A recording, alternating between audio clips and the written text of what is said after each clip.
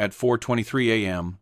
on November 8th, Corporal Benjamin "Ben" Harwick lay prone in a collapsed drainage culvert beneath the Hurtgen Forest's southwestern access road, watching 17 German reconnaissance soldiers emerge from the fog-shrouded pine line 340 yards to his northeast. He had exactly 4 blocks of TNT, 200 feet of det cord, and a hand-crank detonator that belonged in a museum. The nearest Allied position, a machine gun nest manned by what remained of Baker Company, sat 1,900 yards behind him, cut off by a minefield the Germans had sown 3 days prior.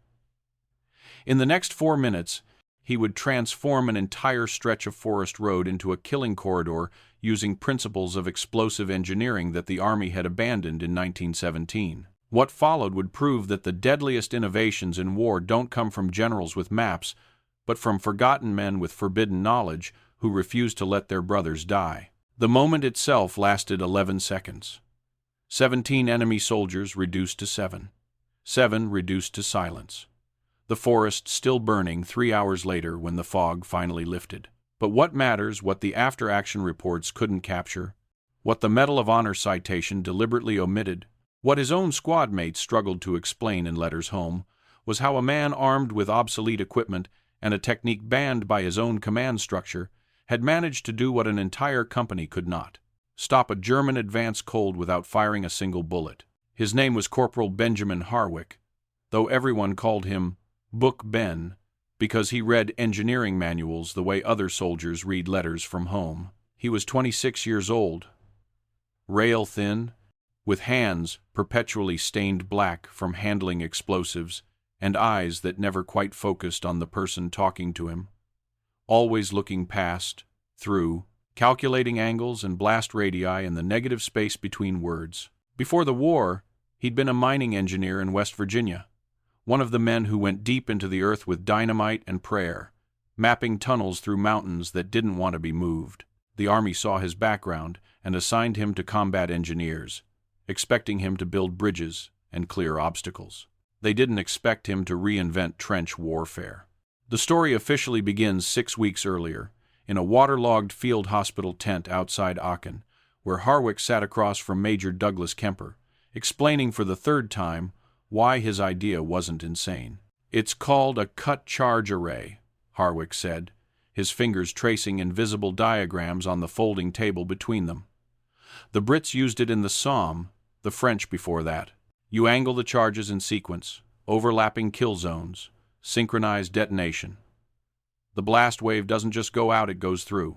Kemper was 43, a career officer with a face like weathered granite and a patience for unconventional tactics that had been ground down to nothing by 3 months in the Hurtgen. "Corporal," he said, his voice carrying the exhausted authority of a man who'd watched too many good ideas die badly, "the reason we stopped using daisy-chain demolitions in the trenches is because they killed more of our men than theirs." "Because they didn't understand directional focus," Harwick insisted. "They just buried charges and hoped. I'm talking about calculated placement engineering, not guesswork. Shaped charges, sir. Controlled detonation patterns. I've done the math." "The math." Kemper looked at the papers Harwick had spread across the table, diagrams sketched on the backs of requisition forms, equations written in the margins of field manuals. "The math doesn't account for mud, Corporal. Or rain. Or the fact that the Germans have been fortifying these woods since September. The math accounts for everything if you let it." Kemper studied him for a long moment. Around them, the hospital tent hummed with suffering men with missing limbs, learning to breathe through the pain. Medics moving between cots with morphine and gauze, and quiet words that meant nothing. Outside, the artillery maintained its constant percussion, a heartbeat of war that never stopped. "Your CO says you're brilliant," Kemper said finally. "Also says you're a liability. Says you spend more time drawing diagrams than digging foxholes. Says the men don't trust you because you think different." "I am different, sir. Different gets people killed in this forest. So does being the same as everyone else." Harwick leaned forward.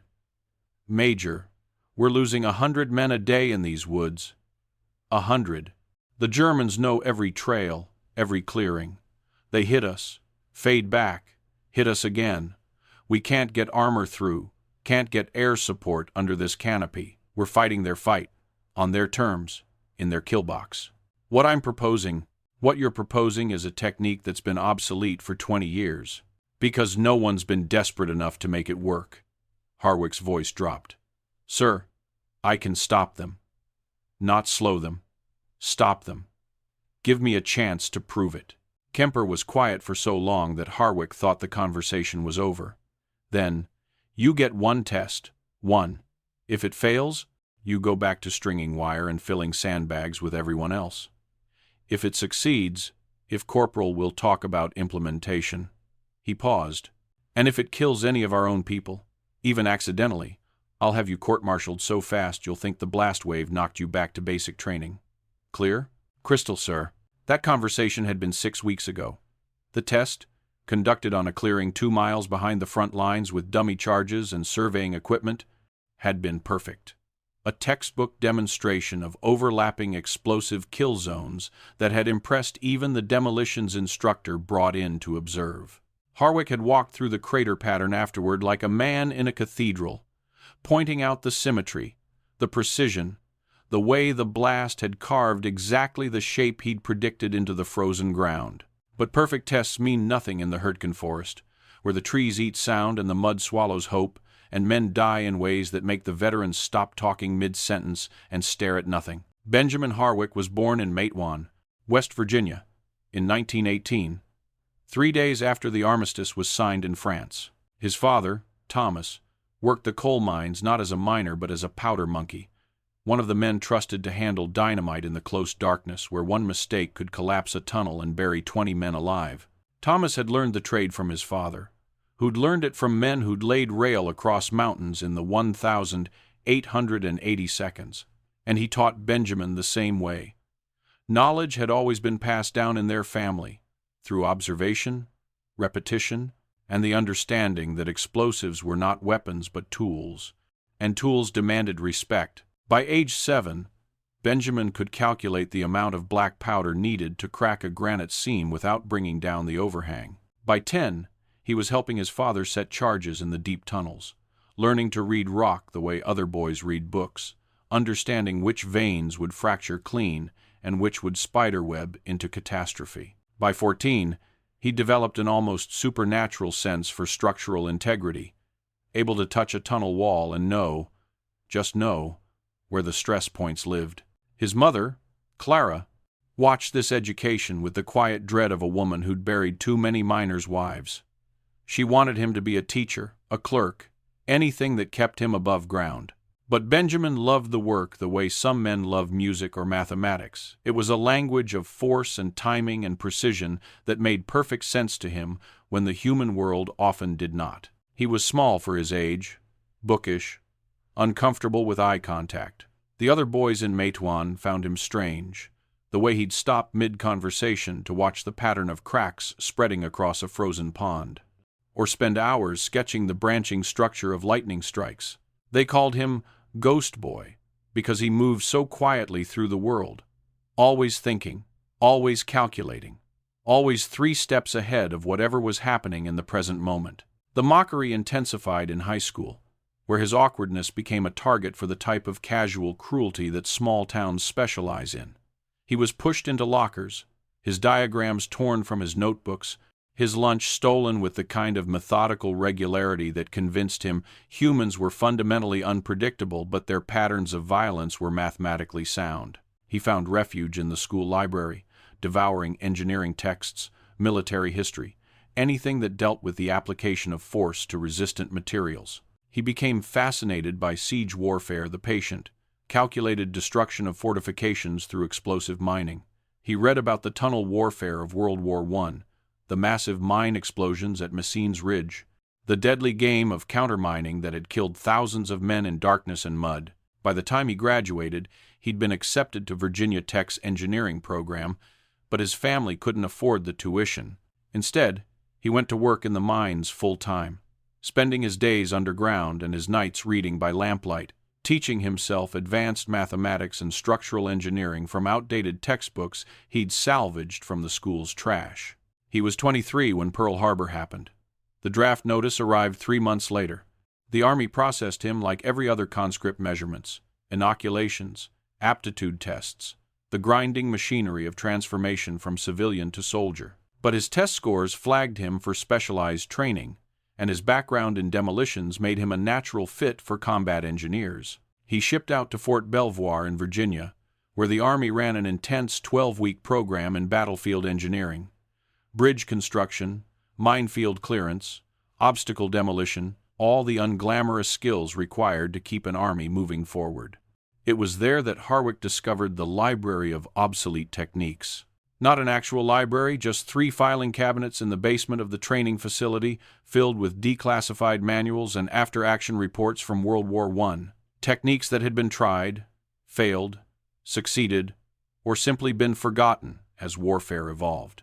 Most of it was genuinely useless, trench construction methods made irrelevant by mobile warfare, chemical weapon deployment protocols banned by international treaty, cavalry tactics for a world that had moved on to tanks. But buried in the 3rd cabinet, in a file marked Demolitions Experimental, Discontinued, Harwick found a technical manual from 1916, detailing French experiments with synchronized trench mines. The concept was brilliant in its brutality. Instead of single explosive charges, you created a network of carefully placed explosives that detonated in sequence, generating overlapping pressure waves that amplified each other's destructive power. Done correctly, it could turn an entire section of trench into what the manual called a negative fortress, a space where human survival became mathematically impossible. The French had abandoned it because the technique required too much time to set up, too much precision in conditions where precision was a fantasy, and too many of their own sappers had died trying to implement it under fire. The British had tried a modified version at the Somme and concluded it was impractical. By 1917, everyone had moved on. But Harwick saw something others had missed. The technique hadn't failed because the concept was flawed. It had failed because the engineers implementing it didn't have accurate topographical data, didn't understand the mathematics of blast propagation through different soil densities, and tried to apply a precision technique in conditions that demanded approximation. In a forest, though a confined space with natural channeling features, with enemy forces that followed predictable routes, it could work. It would work. He spent the rest of his training period refining the concept, working the calculations until they sang. He filled notebooks with diagrams, testing variables, running scenario after scenario in his mind. The instructors noticed his obsession, tolerated it because he still performed his regular duties flawlessly, and privately worried that combat would break him in half. They shipped him to England in August 1944, part of the vast replacement system feeding fresh soldiers into the European theater. He arrived in France in September, was assigned to the 28th Infantry Division's Engineering Battalion, and reached the Hurtgen Forest in October. By then, the forest had already earned its reputation as a meat grinder. The Hurtgen Forest sits on the border between Belgium and Germany, 50 square miles of dense evergreen forest covering a landscape of ridges, ravines, and narrow valleys. Before the war, it was a hunting reserve, a place where wealthy Germans came to shoot deer and boar.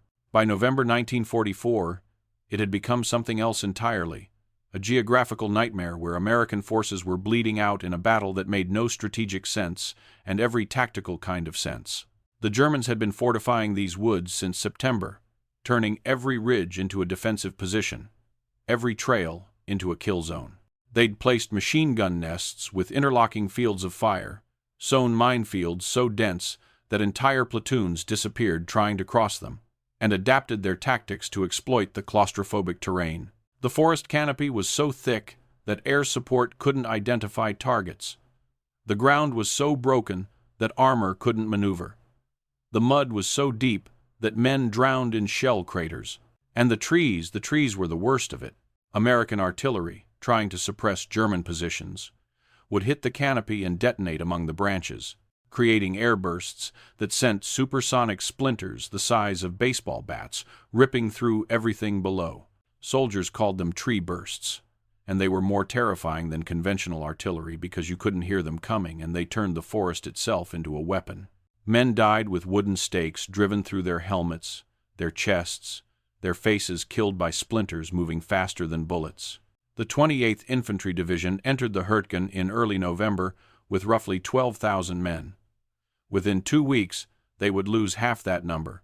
Harwick's engineering platoon was assigned to Baker Company, 2nd Battalion, a rifle unit that had already been chewed up and rebuilt twice since September. The men were veterans in the worst sense, hollow-eyed, past caring, operating on cigarettes and fatalism. They viewed engineers with the same suspicion they viewed replacements, dead men who didn't know it yet. The platoon leader was Lieutenant Paul Desmond, 31, a high school chemistry teacher from Connecticut who'd stopped pretending to be brave somewhere around the 3rd week of October. He assigned Harwick to a squad led by Sergeant Mickey Grow, a stocky Pennsylvanian with hands like gravel and a laugh that sounded like breaking glass. "You're the math genius," Grow said when they first met, his tone making it clear what he thought of math. "Captain says you got ideas about explosives." "Some," Harwick said. "Here's an idea. Don't get shot putting them where they need to go." "Can you do that?" "I can try. Trying gets you killed. Succeeding keeps you alive long enough to get killed tomorrow." Grow studied him. "You look like a strong wind would snap you in half, Book. But I've seen small guys last longer than the bulls because they're smart enough to stay low. Be smart. Stay low. String wire when I say string wire. Blow bridges when I say blow bridges. And don't do anything stupid with that technical manual I saw you reading." "Which manual?" "The one about trench mining." "Yeah, I noticed. I notice everything. They're obsolete for a reason. You try some World War I bullshit in my squad, you'll kill someone. Probably yourself, possibly me." "I'd prefer you didn't." Harwick said nothing. "You hearing me, Book?" "I hear you, Sergeant." "Good. Now grab your gear. We're moving out in 20, and the Germans own everything past that ridgeline." That first week, Harwick learned what the Hurtgen really was. Not a battle, but an erosion, a steady wearing away of men and morale measured in yards that cost dozens of lives. They would take a position at dawn, hold it through afternoon, lose it to counterattack by evening. The Germans rarely committed to major engagements. They would hit fast with mortars and machine guns, fade back into the trees, hit again from a different angle. It was combat as attrition, and attrition favored the defender.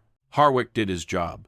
Strung communication wire through the mud, cleared booby traps from abandoned German positions, helped demolish a farmhouse that was being used as an observation point.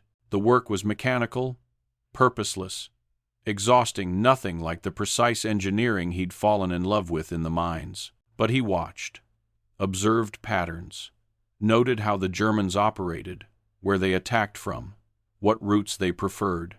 He mapped the forest in his mind, overlaying terrain features with probable enemy positions, calculating fields of fire, identifying natural choke points. And every night, when the others were sleeping or smoking or staring at nothing, he refined his diagrams. The mockery started small. Grow's squad noticed him sketching during breaks, writing equations in the margins of field maps. They found it funny, this skinny kid with his nose in a notebook while men were dying 100 yards away. "Hey, Book," one of them called a machine gunner named Kowalski. "You figure out how to blow up the whole German army yet?" "Working on it." "Work faster. I'm running out of cigarettes." Laughter, but not cruel. Not yet. The cruelty came later, after a particularly bad day when a patrol got chewed up by a hidden machine gun nest that no one had spotted. 6 men went out. 2 came back. One of them was Grow, who'd taken shrapnel in the leg and had to be carried back to the aid station. The other was a rifleman named Chen, who'd watched his best friend die 3 feet away and couldn't stop shaking. That night, while Chen sat wrapped in a blanket staring at the mud, Harwick approached him with a diagram. "I think I can prevent this," he said quietly. Chen looked up, eyes dead. "Prevent what?" "Ambushes like today. I've been mapping their patterns. They use the same approaches, same timing. If we mine the routes with a synchronized array—" "Get the fuck away from me." "I'm serious, look at this." Chen exploded, grabbed Harwick by the front of his jacket, slammed him against a tree. "You think your drawings are going to bring back Morrison? You think your math is going to stop bullets?" He shoved Harwick into the mud. "You're a fucking joke, Book." Playing engineer while real soldiers die. Kowalski pulled Chen off, but the damage was done. Word spread through Baker Company that the new engineer thought he was smarter than everyone else, that he had some magic formula to win the war, that he spent more time with his diagrams than his rifle. Lieutenant Desmond called him in 3 days later. "I'm hearing complaints," Desmond said. They were in what passed for a command post, a reinforced hole in the ground, covered with logs and canvas. "The men think you're not pulling your weight. I've completed every assignment given to me."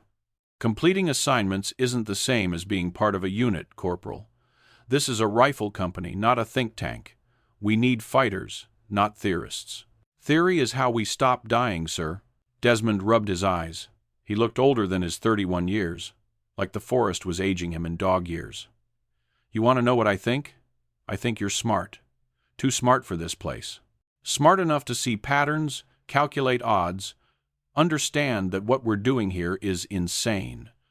But you know what smart gets you in the Hurtgen? Dead. Because while you're calculating, someone's shooting. While you're planning, someone's dying. Intelligence without action is just elaborate suicide. Give me a chance to prove my concept works. Major Kemper gave you a chance. You passed your test. Good for you. But test ranges aren't battlefields, and battlefields don't give second chances." Desmond leaned forward. "I'm not benching you, Corporal. You're too valuable. But I need you focused on the mission at hand, not on some experimental technique that'll get people killed." "It won't." "That's an order, Harwick. Do your job. Put away the diagrams. Be a soldier." Harwick left the meeting knowing he'd just been told to stop being exactly what the Army needed him to be. The irony would have been funny if men weren't dying. 2 days later, the squad was pinned down by a German recon unit that had infiltrated through gaps in the American line. They were stuck in a partially collapsed bunker for 6 hours, unable to move, taking sporadic sniper fire that killed 1 man and wounded 2 others. When they finally got extracted after dark, Kowalski cornered Harwick. "Where were your fancy minds today, Book? Where was your math when Jackson took that round through the neck?" Harwick said nothing, just stared at the mud. "That's what I thought." Kowalski walked away. That night, alone in his foxhole, Benjamin Harwick made a decision. He would stop talking about his idea, stop showing his diagrams, stop trying to convince people who'd already decided he was wrong. But he wouldn't stop preparing. Because somewhere in this forest, there was going to be a moment, a desperate, impossible moment, when obsolete knowledge became the only knowledge that mattered.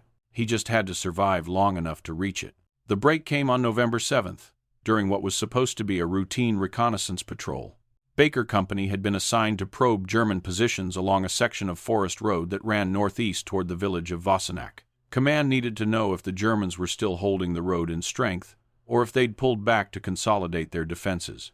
It was the kind of mission that sounded simple in briefings and killed people in practice. Lieutenant Desmond picked 10 men for the patrol. Sergeant Groh, just back from the aid station, still limping. Kowalski on the machine gun. 6 riflemen including Chen, and Harwick, because they might need to clear obstacles. They moved out at 0400 hours, navigating by compass through darkness so complete it felt solid. The forest was quieter than usual. No artillery rumbling in the distance. No small arms fire crackling through the trees. Just the sound of 10 men trying not to make sound, the soft crunch of boots on frost-hardened mud, the occasional metallic click of equipment, someone's nervous breathing. They'd covered maybe 800 yards when Groh raised his fist. Everyone froze. Ahead, barely visible in the pre-dawn murk, the road. And on the road, shapes moving. Groh signaled. Enemy patrol, 17 soldiers, heading west. Harwick felt his pulse spike. 17. The exact number he'd used in his calculations, his theoretical models, his test scenarios. Not because he'd known, but because 17 was optimal for a German reconnaissance unit in this terrain, small enough to move quietly, large enough to fight through light resistance. Desmond made the decision quickly. They would shadow the patrol, report its movement, avoid contact. Safe, smart, by the book. But 50 yards down the parallel trail, they walked into the trap. The Germans had planted a listening post, 2 soldiers concealed in a camouflaged position with a field telephone. The Americans didn't see them until it was too late. Someone's boot snapped a tripwire, not connected to explosives, but to a warning bell. And suddenly there was shouting in German and muzzle flashes, and the world went loud. The Americans returned fire, but they were in a bad position, caught on low ground with the Germans holding the high side of the trail. Kowalski got his machine gun into action, but took a round through the shoulder 30 seconds later, the gun going silent just when they needed it most. Chen and another rifleman tried to flank but ran straight into a machine gun nest neither of them had seen, and only Chen made it back, bleeding from a gash across his scalp. And then the German patrol on the road, alerted by the gunfire, reversed course and started moving toward them. 17 soldiers, about to pincer an already pinned American patrol. "We're pulling back!" Desmond shouted. "Fighting withdrawal, now!" But there was nowhere to withdraw to. Behind them lay the minefield their own engineers had sown 3 days ago unmarked because the map had been lost when the previous unit got overrun. Ahead was the German patrol. To their right was the machine gun nest. To their left was open ground that would make them perfect targets. They were boxed. Grow, bleeding from his reopened leg wound, looked at Desmond. "Sir, we need a miracle or we need to surrender, and I don't believe in either." That's when Harwick spoke. "The culvert." Everyone turned. "The drainage culvert. Under the road. 300 yards northeast. I saw it on the topographical map yesterday. If we can get there." "If the Germans don't cut us down first," Desmond said. "They will," Chen said flatly. 17 men on that road. At least 4 in that nest.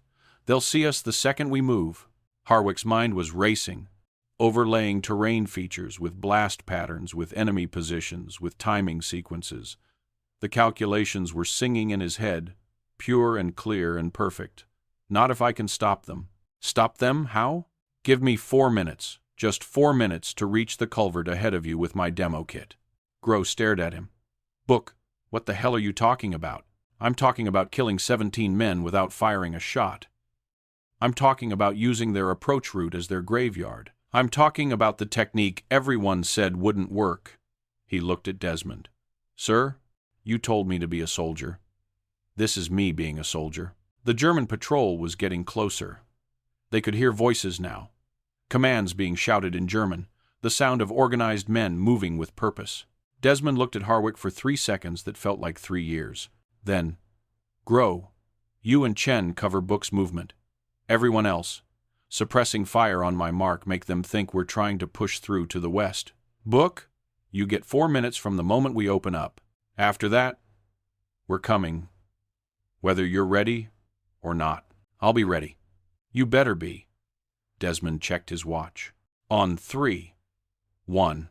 Harwick moved like a ghost through the pre-dawn forest, Grow and Chen flanking him 20 yards to either side.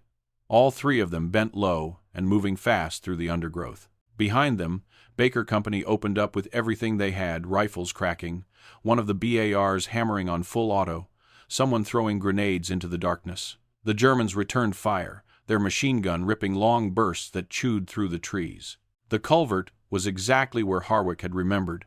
A concrete drainage pipe, maybe 4 feet in diameter, half collapsed on the north side, where artillery had torn up the road weeks earlier. The pipe ran under the road for about 30 feet, creating a perfect observation point and, more importantly, a workspace that would be invisible from the road above. He slid into the culvert, Chen and Grow taking positions at either end, and immediately started unpacking his demo kit. 4 blocks of TNT, each weighing 2 pounds, 200 feet of detonation cord, 1 hand-crank detonator, the old Hellbox style that looked like something from a museum, which it basically was, and most importantly, the diagram he'd been refining for 6 weeks, now committed entirely to memory. His hands moved with the speed of practice.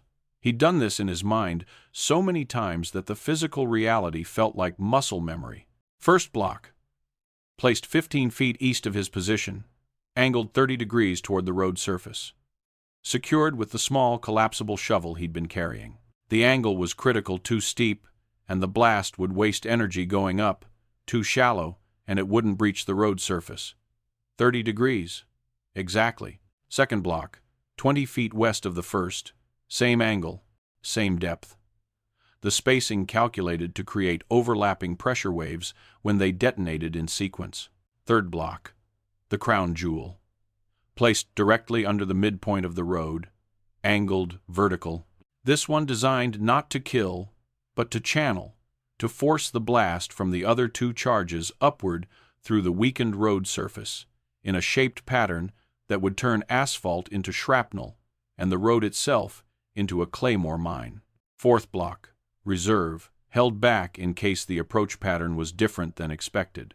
He connected them with det cord, the orange line of explosive running from charge to charge in the specific pattern he'd calculated. The sequence mattered enormously. If they all detonated simultaneously, the blast waves would interfere with each other, canceling out destructive potential. But if they went in sequence with microsecond delays, each explosion would compound the next.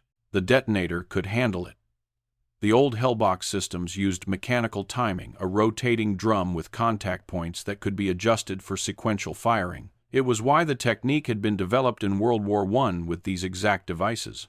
Modern electric detonators fired too fast, too clean. This needed to be rough, sequential, building. 2 minutes gone. The firefight behind him was intensifying. He could hear Desmond shouting orders, hear the German patrol getting closer. They were maybe 200 yards away now, moving cautiously but deliberately. "Book," Grow hissed from the western edge of the culvert. "They're coming! Whatever you're doing!" 90 more seconds. "We don't have 90 seconds." But Harwick was already adjusting the detonator, his fingers finding the contact points by feel in the darkness. 3 contacts, set at 0.3-second intervals. The math had said 0.25 seconds was optimal, but field conditions always introduced variables: moisture in the det cord, slight variations in TNT block density, the unknown factor of the road's structural integrity. He split the difference, 0.3 seconds. Close enough to compound, far enough apart to prevent interference. Chen appeared at the eastern edge, breathing hard. They're on the road, moving in patrol formation, 20-yard intervals. Lead element is maybe 150 yards out. Perfect. Harwick had calculated for 100 to 300 yards within that range. They'd be moving slowly enough to be concentrated, but fast enough that they couldn't scatter once things started. He ran the main det cord line back to his position, connected it to the Hellbox, tested the crank. It turned smoothly, the one thing that had to work perfectly, and it did. Small miracles. "Book, we gotta go." Grow again. "Not yet. They can see the culvert from the road. Not in this light. Not if they're watching for threats ahead. They'll walk right past." Harwick positioned himself at the southern edge of the culvert, where he'd have a sight line to the road above. "Get back to the squad. I'll detonate when the middle of their formation is directly above charge 3. You're staying? Someone has to trigger it. That someone's gonna get killed when this whole thing goes up. Culvert's reinforced concrete. I'll be fine. Probably. The math said the blast would channel upward, that the culvert would survive. But math couldn't account for 30-year-old concrete with unknown structural weaknesses." Grow grabbed his shoulder. "Book, you stubborn son of a bitch. Sergeant, if I don't do this, Baker Company dies here. All of us. You know that." Harwick met his eyes. "Get back. Cover your ears. This is going to be loud." For a moment, Grow looked like he wanted to argue. Then he just nodded, squeezed Harwick's shoulder once, and moved out with Chen, both of them scrambling back toward the American position. Harwick was alone. He crouched at the edge of the culvert, one hand on the detonator crank, and waited.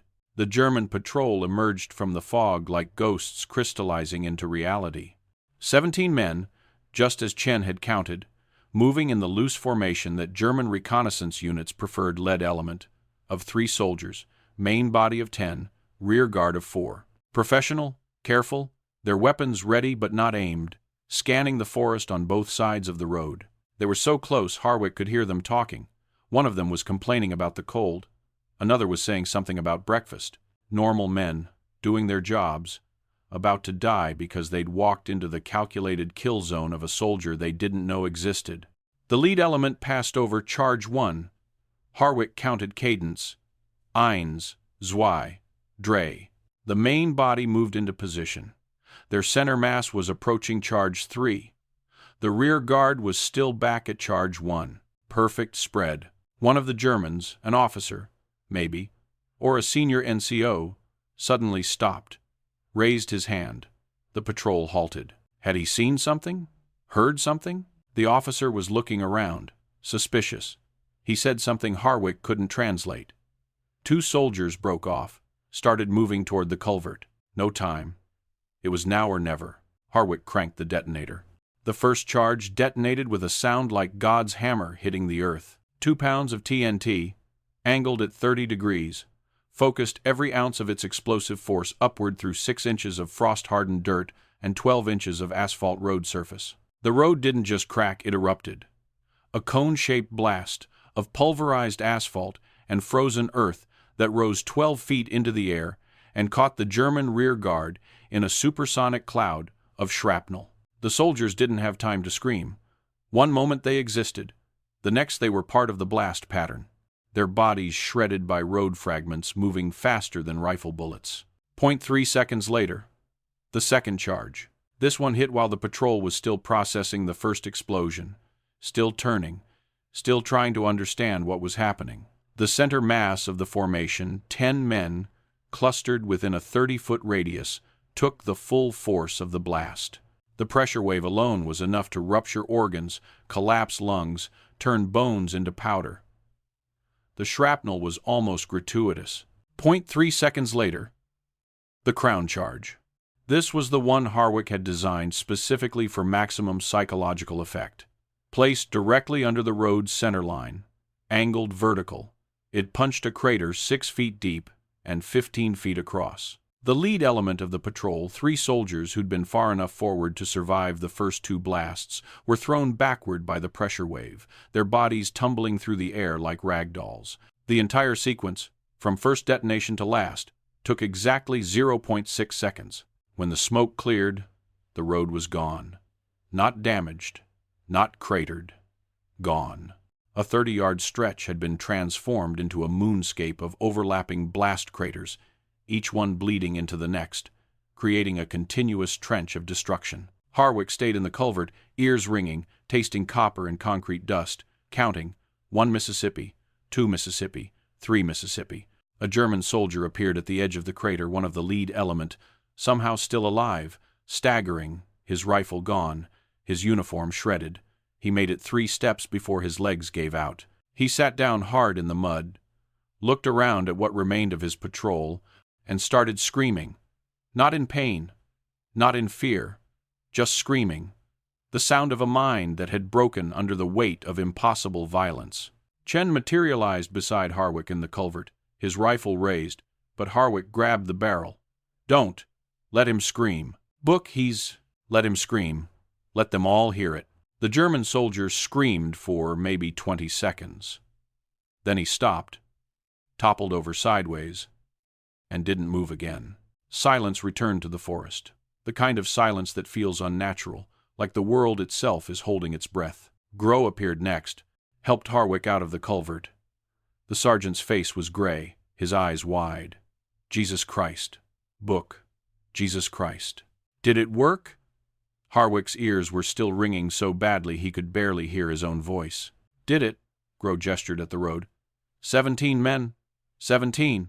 I counted 6 intact bodies, maybe 3 wounded. The rest is just pieces. You just killed more Germans in 0.6 of a second than our entire company has killed in 2 weeks. Desmond arrived with the rest of the squad. He walked to the edge of the largest crater, looked down into it, looked at Harwick. This is what you've been planning? Yes, sir. With TNT that belongs in a museum, and a technique that was obsolete before I was born. Yes, sir. Desmond was quiet for a long time. Then, it's the single most effective ambush I've ever seen. It's also the most terrifying thing I've witnessed in this war, and I watched Omaha Beach from a landing craft. He turned to face Harwick directly. You're either a genius or a psychopath, maybe both. Just an engineer, sir. Engineers build bridges, Corporal. You just built a graveyard. He paused. But you saved this squad. Probably saved Baker Company. So I'm not going to ask you how you knew this would work. I'm just going to say thank you and recommend you for a Bronze Star. I don't need a medal, sir. Well, you're getting one anyway. Desmond looked back at the road. How long would it take you to set this up again? In a different location? If I have the materials and terrain data, 3 hours, maybe 4. What if you had help? What if you trained a team? Harwick understood where this was going. You want to deploy this operationally. I want to stop losing men to German patrols. I want to hold ground without bleeding a platoon dry every 72 hours. I want... Desmond stopped himself. Major Kemper needs to see this. Captain Bryant needs to see this. Hell, someone at Division needs to see this. Because whatever this is, it's the first thing that's worked in these goddamn woods since we got here. He turned to Grow. Get this squad back to base. Get Kowalski to the aid station. And someone count the German dead for the after-action report. What's the body count gonna say, sir? Grow asked. Desmond looked at the craters again. Put down 17 Kia by engineering demolitions. Don't get specific. I don't want some armchair officer reading this and thinking we're using outlawed techniques. Are we? Chen asked quietly. Everyone looked at him. Using outlawed techniques, Chen elaborated. Because that looked like I don't know what that looked like. But it didn't look like standard demo work, Harwick answered. It's not outlawed. It's forgotten. There's a difference. Is there? Yes. Outlawed means someone decided it was wrong. Forgotten means everyone decided it was hard. He looked at the road. And they were right. It is hard. But hard doesn't mean impossible. The walk back to base took 90 minutes. Baker Company had pulled back to a farmhouse complex that had been converted into a forward operating position. Bunkers dug into the cellars, fighting positions built into the rubble, communication wires strung through the ruins like spiderwebs. By the time they arrived, word had already spread. Soldiers stopped what they were doing to watch Harwick walk past. The engineer who'd killed 17 Germans without firing a shot. The math genius who'd turned a stretch of road into a killing zone. Book Ben, who wasn't a joke anymore. Kowalski, being carried on a stretcher toward the aid station, grabbed Harwick's arm as he passed. Book! Hey! Book! Yeah? I was wrong. About you. About everything I said. His face was pale from blood loss, but his grip was strong. You saved us. You actually fucking saved us. Just math, Kowalski. Math doesn't kill 17 men. You do, and I'm glad you're on our side. Major Kemper arrived 3 hours later, driven up in a jeep with Captain Bryant and a lieutenant colonel from division that Harwick didn't recognize. They walked the site, examined the craters, interviewed the squad members, studied Harwick's diagrams. The lieutenant colonel, a man named Patterson, with engineering insignia on his collar, spent 20 minutes taking measurements and making notes. Finally, they called Harwick into the farmhouse for what felt like an interrogation but was actually something stranger, a job interview in the middle of a war. Corporal Harwick, Patterson began, I've been an engineer for 22 years, combat engineer, civil engineer, taught at West Point before the war. I thought I understood demolitions, but what you did today, I've never seen anything like it. It's adapted from French techniques in World War I, sir. I know where it's adapted from. I read the same manual you did. Filed it away as a historical curiosity. Do you know why? Because the implementation parameters were too complex for field conditions. Exactly. Too complex. Too many variables. Too much precision required. Patterson leaned forward. So how did you do it? Better mathematics. Better understanding of blast propagation in confined terrain. And modern TNT, which has more consistent detonation properties than what they were using in 1916. You calculated all the variables in your head? Over 6 weeks, sir. Terrain mapping, enemy pattern analysis, charge placement optimization, timing sequences. I built models, ran scenarios. The actual setup this morning was just executing what I'd already proven on paper. On paper. Patterson looked at his notes. Corporal, what you've proven is that with the right knowledge and the right conditions, a single engineer with 40 pounds of TNT can do what a rifle platoon can't. Stop an enemy patrol cold without suffering a single casualty. He paused. Division wants to weaponize this. Not as a one-off, as a system. Harwick felt something cold settle in his stomach. Sir? We want you to teach it, create a manual, train a cadre of engineers who can deploy this technique along the entire Hurtgen front. Turn your one success into 100 successes. That's not how it works, Harwick said carefully. This technique requires specific conditions, confined approach routes, predictable enemy behavior, time to prepare. It's not a universal solution. We understand that. We're not asking for universal. We're asking for replicable. Can you train someone else to do what you did this morning? In theory, yes. But then theory becomes practice. As of this moment, you're reassigned to division staff, special engineering section. Your job is to take this technique and make it deployable by competent engineers across the front. Patterson stood. Congratulations, Corporal. You just became the most valuable engineer in the Hurtgen Forest. Over the next 2 weeks, Harwick trained 16 engineers in the cut-charge array technique. They practiced on testing ranges behind the front lines, learning to read terrain, calculate blast patterns, time detonations. Half of them failed to grasp the mathematics. 3 more were too cautious, unable to make the split-second adjustments field conditions demanded. But 5 understood it completely. Those 5 deployed across different sectors of the Hurtgen front. And one by one, they started producing results. A German supply column ambushed on the Rafflesbrand Road. 12 vehicles destroyed, 37 casualties, 0 American losses. A reinforcement company trying to move through the Weiser Way Valley, cut down by synchronized charges that turned a creek crossing into a killing field.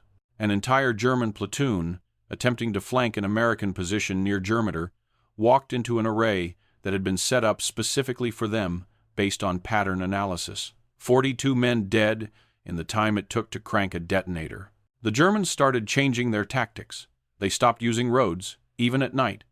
They varied their patrol routes, sent scouts ahead, moved in smaller numbers. It slowed their operations significantly. More importantly, American casualties in the Hurtgen started to decline. Not dramatically, the forest was still a meat grinder, still eating divisions, but measurably. Instead of losing 100 men a day, they were losing 70, then 60. The technique wasn't winning the battle, but it was making survival more statistically likely. Baker Company received orders to pull back, to reserve positions for rest and refit. They'd been in continuous combat for 19 days and had taken 50% casualties. When Harwick went to say goodbye to the squad, Groh grabbed him in a hug that nearly broke ribs. "You're not Book anymore," Groh said. "You're the Undertaker. You bury Germans alive and they don't even know they're walking to their own funerals. That's dark, Sergeant." "War's dark, Corporal. You just made it darker for them than for us. That's the highest compliment I can give." Chen, his head bandage finally removed, shook Harwick's hand. "I owe you an apology. For what I said. For not believing. You don't owe me anything. I owe you my life. We all do." He gestured at the other survivors. "There's a rumor going around that you're going to get a medal. Whatever they give you, it's not enough." The medal came through in December. Bronze Star with V device for valor. The citation was carefully worded to avoid specifics, describing innovative tactical engineering solutions under fire. Major Kemper pinned it on Harwick's chest at a small ceremony in a church basement that was serving as division headquarters. "You changed this battle," Kemper said quietly, after the official ceremony was done. "Not the outcome. We're still grinding through this damned forest, still taking casualties, still fighting for yards. But you changed the mathematics of it, made survival more likely. That's all any of us can ask for." "I just used forgotten knowledge, sir. The best innovations usually are. Someone figures something out, it doesn't work perfectly, everyone abandons it, and then someone smarter comes along and makes it work." He paused. "The Germans know about you now, by the way. Intercepted communications, captured documents. They've started calling you Der Bergmann the Miner. They think you're a ghost who plants mines where there shouldn't be mines and kills people who should be safe." "I'm just an engineer." "No. You're the reason their reconnaissance units request extra artillery support before moving. You're the reason their patrol routes take 3 times longer now. You're the reason they're afraid of every road and creek bed and culvert in these woods." Kemper smiled grimly. You're winning the psychological war even if we're still losing the physical one. The 28th Infantry Division pulled out of the Hurtgen in mid-December, too depleted to continue effective operations. They'd entered with 12,000 men. They left with 6,000, not counting the wounded who'd been evacuated. The forest had eaten them alive. But in those final weeks, Benjamin Harwick's technique had killed an estimated 400 German soldiers, while American engineer casualties from deploying the arrays totaled exactly 3, 2 wounded by artillery while setting charges, 1 killed by a German counterattack that had nothing to do with the demolitions work itself. 400 to 3. By the brutal mathematics of the Hurtgen forest, that was the closest thing to a miracle anyone had seen. The war ended 5 months later. Benjamin Harwick was in Bavaria when Germany surrendered, having been transferred to an engineering unit working on river crossings. He'd continued refining his techniques, training engineers, but never deployed personally again after the Hurtgen. Division had decided he was too valuable to risk in combat. He came home in August 1945, took the train back to Meituan, and went back to work in the coal mines like nothing had happened. The Bronze Star went in a drawer. The citation went in a box. He never talked about the war, not even to his family, but the military didn't forget. In 1947, the Army published a classified technical manual titled Advanced Demolitions in Confined Terrain Warfare, which was basically Harwick's technique codified and expanded. The manual was used to train engineers through the Korean War, then declassified in 1958 when tactical doctrine had moved on. Harwick lived quietly, got married in 1948, had 3 children, worked his way up to senior engineer at the mine, taught his son the same patient mathematics of explosives that his father had taught him. He died in 1987, at age 69, of lung disease not from the mines, as everyone expected, but from exposure to something in the war that the VA could never quite identify. His obituary in the Meituan newspaper was 3 paragraphs long and mentioned nothing about his service except that he'd been an engineer in World War II. But the veterans of Baker Company remembered. At his funeral, 6 old men showed up: Groh, Chen, Kowalski, Desmond, and 2 others from the squad. They stood in the rain, saluting a closed casket, remembering the morning when a skinny kid with a notebook had saved all their lives using math and TNT, and the stubborn conviction that forgotten didn't mean impossible. Groh gave the eulogy. He was 71 by then, walking with a cane, his voice rough with age and cigarettes. Ben Harwick was the smartest man I ever met, he said. Not book smart, though he was that too, war smart. He understood that innovation doesn't come from doing what everyone expects. It comes from looking at what everyone's thrown away and asking why it got thrown away and whether maybe they threw it away for the wrong reasons. He paused, looking at the casket. In November 1944, in a forest that was eating us alive, Ben Harwick took a technique from World War I, a technique everyone said was obsolete, impractical, too dangerous to use, and he made it work. He killed 17 men in less than a second using 40 pounds of TNT and a hand-cranked detonator that belonged in a museum.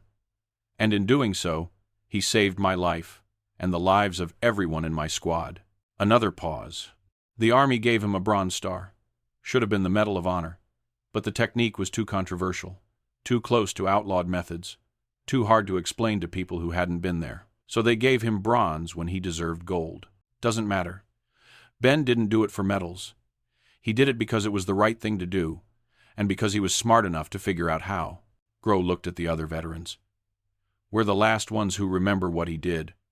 When we're gone, it'll just be a footnote in some historian's book about the Hurtgen forest. Maybe not even that. Maybe just forgotten again, like the technique itself was forgotten. But we know. We remember. And every extra year we got to live, every child we got to raise, every sunset we got to see, we owe some of that to the skinny kid with the notebook, who refused to accept that smart ideas die just because they're old. He saluted the casket one final time. Thank you, book, for everything. The other veterans saluted too. Then they filed out of the cemetery, old men, carrying the memory of one morning in a German forest, when mathematics became lethal and obsolete, became optimal, and a single engineer proved that the difference between failure and success is often just the willingness to try what everyone else has given up on. In 2003, a military historian researching combat engineering tactics in World War II stumbled across a declassified report titled Operational Analysis, Synchronized Demolitions, Hurtgen Forest, November 1944. The report was buried in the National Archives, misfiled under artillery rather than engineering, which is probably why no one had examined it in 40 years.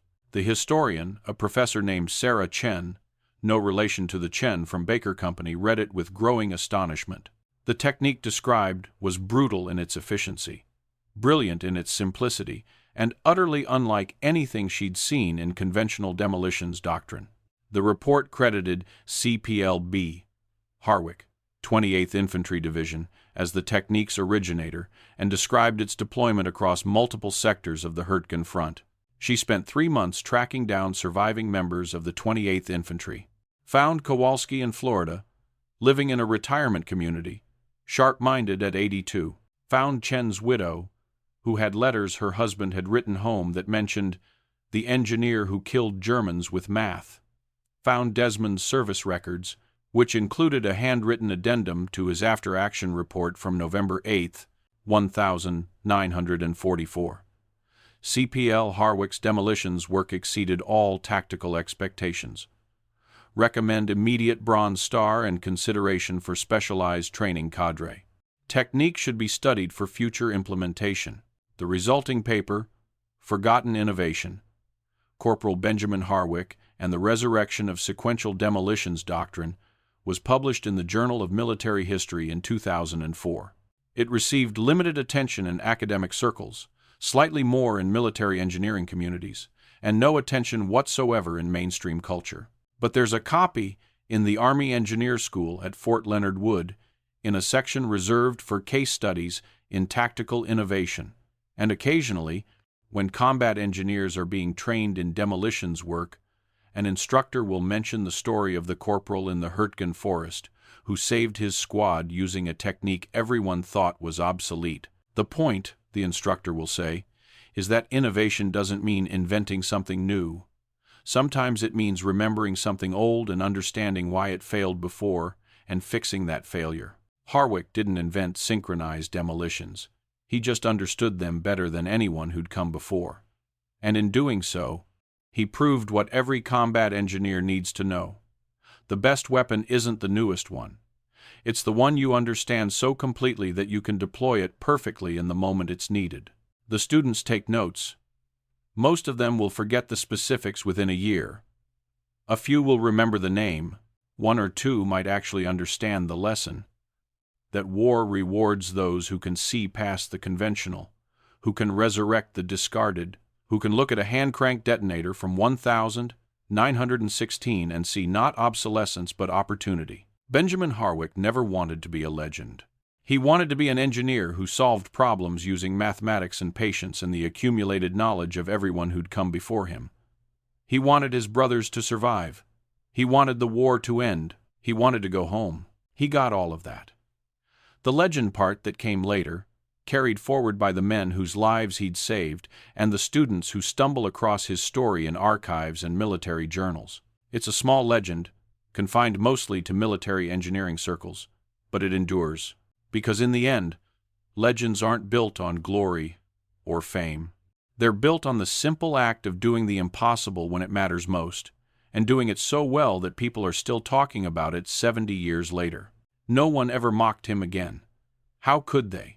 He'd proven that the deadliest weapon in war isn't the newest technology or the biggest bomb. It's the refusal to accept that difficult means impossible. It's the willingness to master forgotten knowledge and deploy it with precision and courage when everyone around you is dying. Corporal Benjamin Harwick killed 17 German soldiers in 0.6 seconds using equipment from a previous war and techniques everyone had abandoned.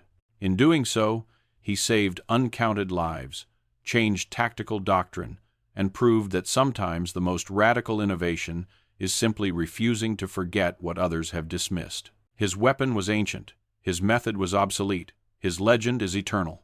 And somewhere in the Hurtgen Forest, now peaceful and quiet and green again. There's a section of road that was rebuilt over craters that once held the broken bodies of men who'd underestimated the skinny engineer with the notebook. The forest remembers. Even if the world forgot,